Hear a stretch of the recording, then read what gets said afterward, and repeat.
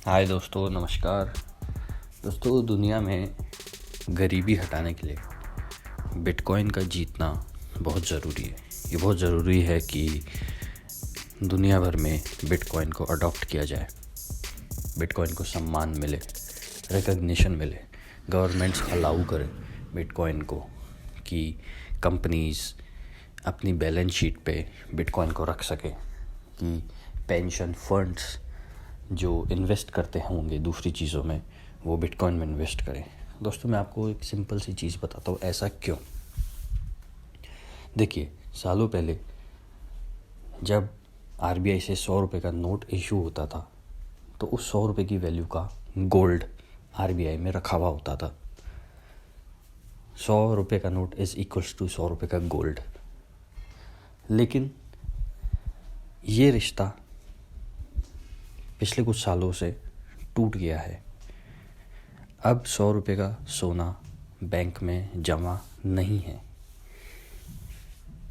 इसका तात्पर्य ये है कि पहले गवर्नमेंट नए नोट तभी इशू कर सकती थी जब उसके पास नया सोना रिजर्व में आता।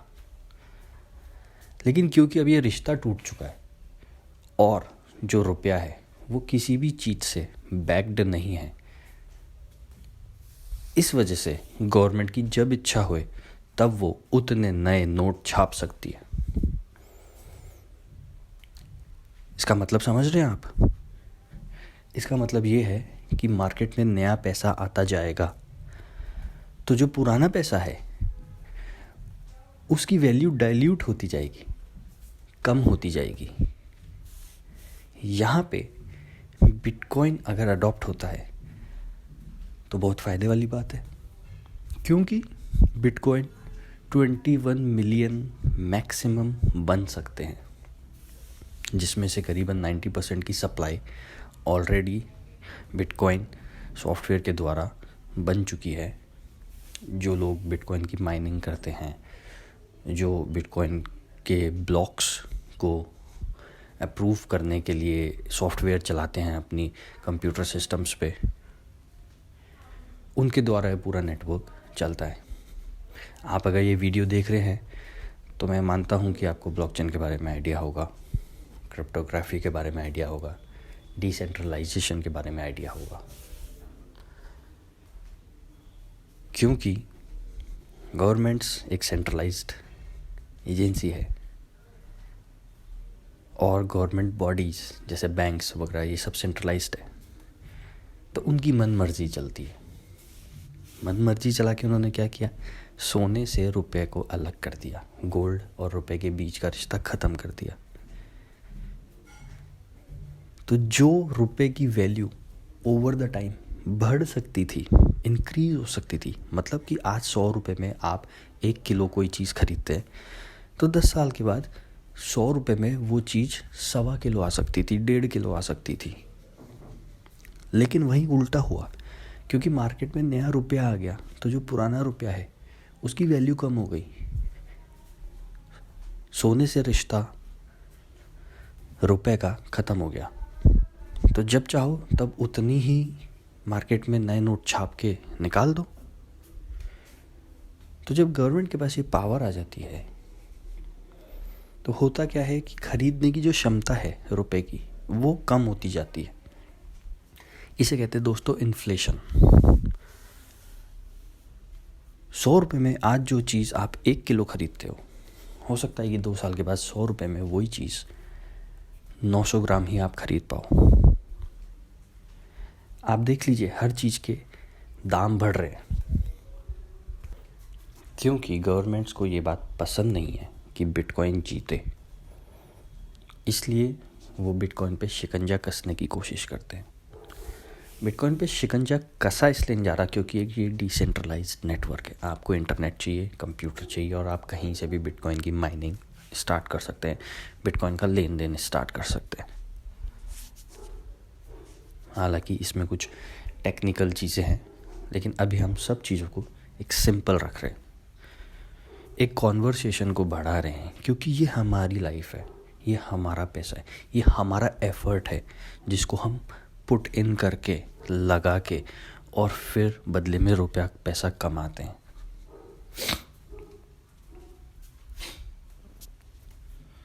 दोस्तों, आप सोचिए कि अगर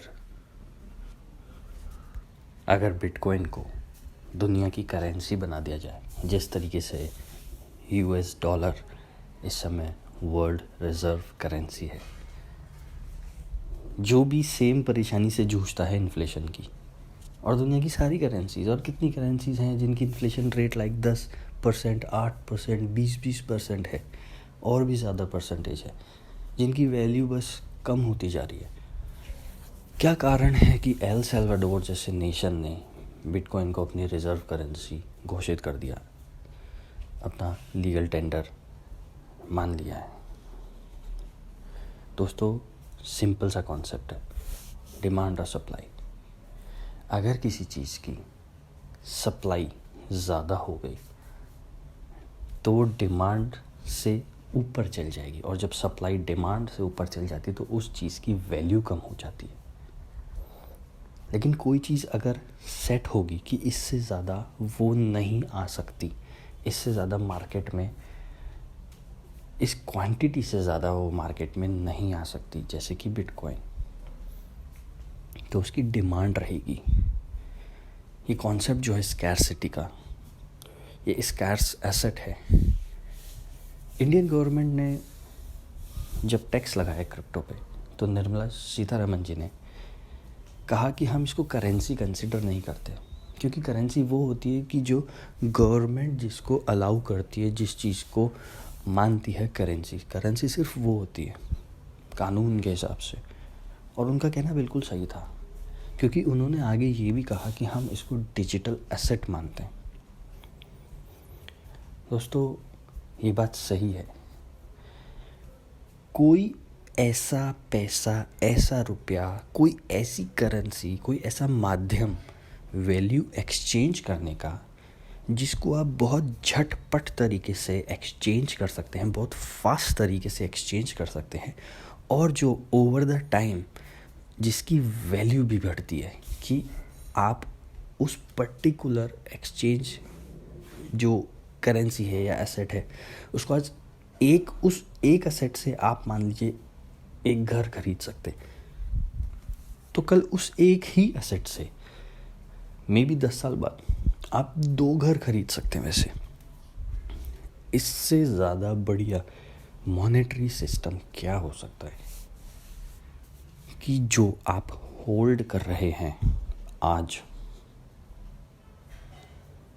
जितना वैल्यू आप होल्ड कर रहे हैं आज, वो फ्यूचर में अगर आप उतनी ही होल्ड करके रखते हैं तो भी उसकी वैल्यू बढ़ के रहेगी।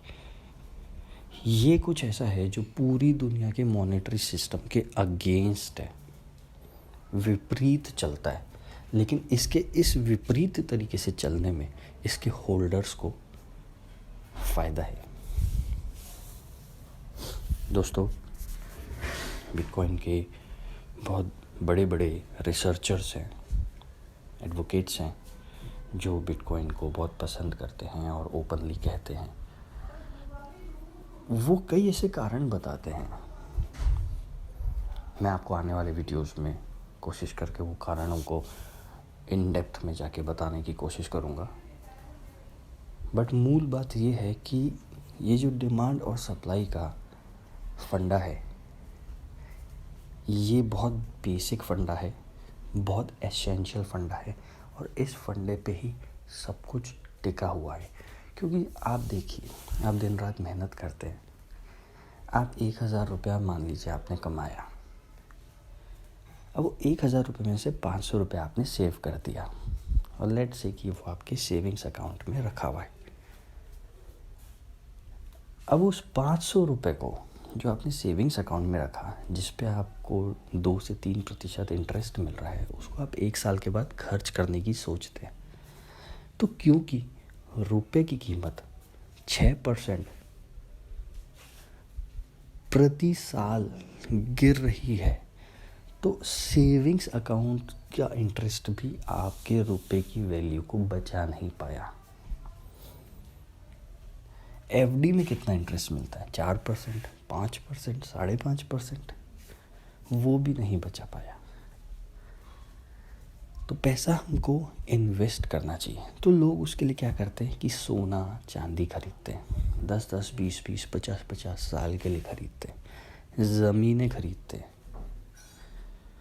और चीज़ों में ट्रेडिंग करते हैं या इन्वेस्ट करते हैं, जैसे कंपनियों के शेयर्स में। वो सब क्या है? वो सब क्या है? पैसे को बचाना और पैसे को विथ टाइम बढ़ाना, इंक्रीज करना, यही तो है। वैसे ही बिटकॉइन है। हर चीज़ देखिए अलग कॉन्सेप्ट पे चलती है। कुछ हैं बड़े बूढ़े इन्वेस्टर्स जो इस कॉन्सेप्ट को नहीं समझते, तो वो क्या कहते हैं कि भैया शेयर्स जो होते हैं एक कंपनी में, वो तो समझ में आता है कि कंपनी में वैल्यू है, कंपनी में प्लांट मशीनरी सब लगा हुआ है। लेकिन बिटकॉइन के पीछे तो ऐसा कुछ भी नहीं है।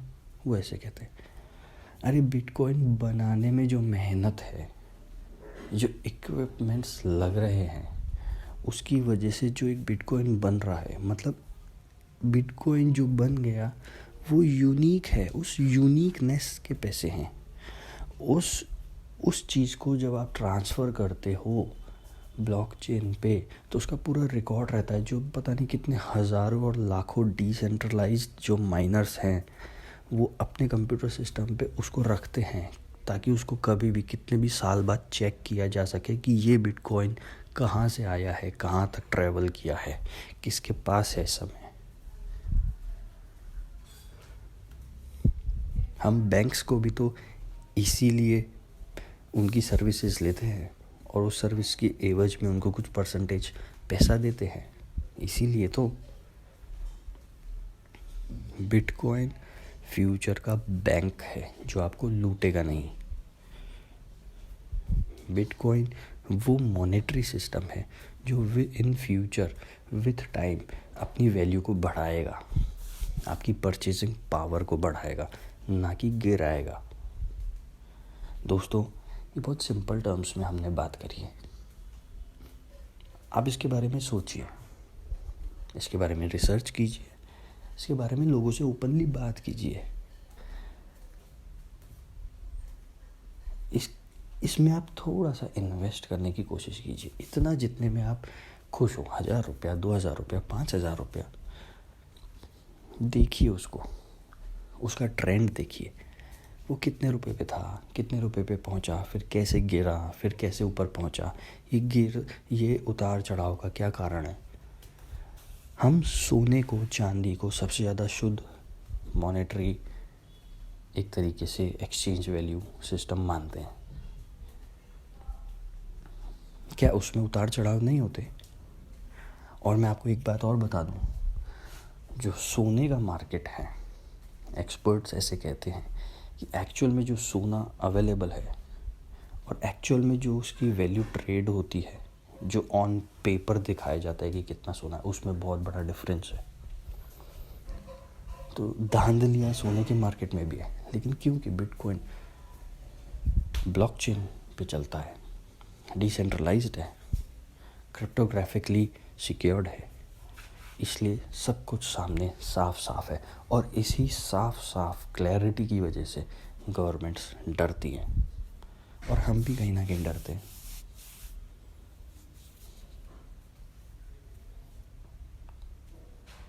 दोस्तों, ये एक बहुत अमेजिंग टेक्नोलॉजी है, जिसमें शायद पहली बार ऐसा हुआ है कि दुनिया के हर कोने से लोग मिल के और उस चीज़ को संभाल के रखे हुए हैं, उस चीज़ के लिए काम कर रहे हैं, उस नेटवर्क को बना रहे हैं। ये नेटवर्क की पावर है दोस्तों। पैसे का लेन देन क्या है? एक रिकॉर्ड ही तो है कि मैंने आपको ये पैसा दिया, वो जाके बैंक के सर्वर में रिकॉर्ड हो जाता है, बस यही तो है। बिटकॉइन भी वही कर रहा है, बट बिटकॉइन क्योंकि वैल्यू, उसका अमाउंट, मेरा मतलब उसकी क्वांटिटी सेट है 21 मिलियंस, इससे ज़्यादा नहीं बनेंगे। और ओवर द टाइम जो उसकी माइनिंग रेट है, जिस रेट से बिटकॉइंस निकलते हैं, वो धीरे धीरे कम होती जा रही है। तो उसको माइन करना और टफ होता जाता है। और बिटकॉइन के सॉफ्टवेयर में बहुत सी खूबसूरतियाँ हैं। हो सकता है एक बड़े माइनर्स का ग्रुप माइन नहीं कर पाए बिकॉज इलेक्ट्रिसिटी की उनको अवेलेबिलिटी नहीं हो फॉर ए टाइम बीइंग, या कोई भूकंप आ जाए या कुछ भी आपदा हो सकती है। तो बिटकॉइन का सॉफ्टवेयर उसी हिसाब से अपनी डिफ़िकल्टी लेवल को एडजस्ट करता है कि मार्केट में जितने माइनर्स हैं इस समय जो वर्क कर रहे हैं, उस हिसाब से उसका डिफ़िकल्टी लेवल एडजस्ट होता रहता है। It is a beautiful piece of software, it is a very valuable thing. हम बस उसको अभी समझ नहीं रहे हैं। और बाकी की और भी काफ़ी सारी क्रिप्टो करेंसीज जो लोग इन्वेस्ट करते हैं उसमें वो सोचते हैं कि बिटकॉइन ने तो अपना ज़िंदगी जी ली, वैल्यू में इतना बढ़ गया, तो क्यों ना कोई ऐसे कॉइन्स खरीदे जाएं जो अभी पैसे में बहुत कम हैं और जो इतने बढ़ जाएंगे, शायद बिटकॉइन जितने बढ़ जाएंगे। लेकिन दोस्तों, आपको ही समझना है, नेटवर्क की कीमत है। क्योंकि बिटकॉइन सबसे पुराना है तो उसका नेटवर्क भी बड़ा है, उसका अडॉप्शन ज़्यादा है। नेटवर्क की कीमत है। पॉलिटिक्स में क्या होता है, जिसका नेटवर्क ज़्यादा अच्छा होता है उसको ज़्यादा फ़ायदा होता है। कोई भी चीज़ जिसका ज़्यादा अडॉप्शन है उस चीज़ का फ़ायदा है। And let me tell you guys, bitcoin cryptocurrency अभी बहुत इनिशियल स्टेज पर है। It is just a start. इस स्टार्ट का फ़ायदा उठाइए, अपना थोड़ा थोड़ा अमाउंट बिटकॉइन में डालिए। ये कोई फाइनेंशियल एडवाइस नहीं है, क्योंकि as per law I am not qualified to give you a financial advice, but still हम सोना खरीदते हैं, सोने का दाम भी तो गिर जाता है और 5-5 साल तक गिरा हुआ रहता है, लेकिन हम उसको रख के निश्चिंत हो जाते हैं और भूल जाते हैं। बिटकॉइन भी कुछ ऐसा ही है, लेकिन बेहतर है, क्योंकि इसमें वो शक्ति है कि एक मॉनेटरी सिस्टम बन सके। Think about it. ओके दोस्तों, thank you so much for your time. मिलते हैं एक नए वीडियो में।